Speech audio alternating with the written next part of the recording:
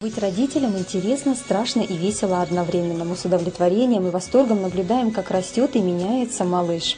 Вместе со временем меняются и способы ухода за ребенком. Многие современные мамы отдают предпочтение детским коляскам и детским кроваткам. Но все-таки во многих семьях Северного Кавказа сохранилась традиция пеленания и укладывания ребенка в люльку.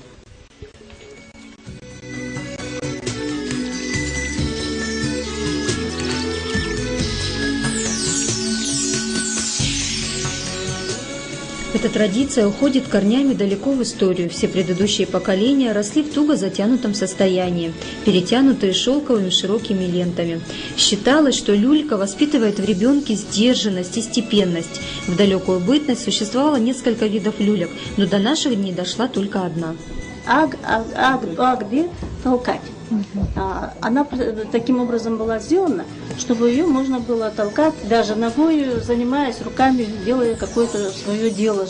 Другая люлька называлась терк, качать или выкачивающая. Она подвешивалась на какое-то высокое место. А когда жили в башнях, то она подвешивалась на балку, основную балку, которая шла по комнате, в центре комнаты. А он украшался, конечно же, тоже в зависимости от того, мальчик или девочка лежали в этой люльке.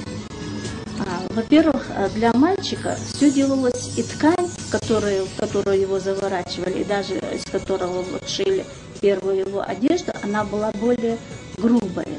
А для девочки более мягкая, потому что считалось, что с самого начала появления человека на свет он должен приобретать или мягкие черты характера, или более твердые, жесткие. Подвесные люльки существуют в обиходе европейцев, а вот аналога национальной люльки не существует.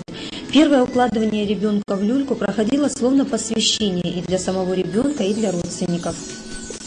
В далекие времена, как только ребенку исполнялось 2 недели, его родители устраивали праздник укладывания ребенка в люльку. Для этой традиции специально резали скот, созывали гостей и читали маулид. Среди многочисленной родни выбирали достойного. Считалось, что ребенок примет черты характера того, кто первым уложит малыша в люльку. Почему вы дали предпочтение люльке? Я думаю, что наши родители были не такими глупыми людьми. Мне кажется, ребенок правильно формируется прежде всего.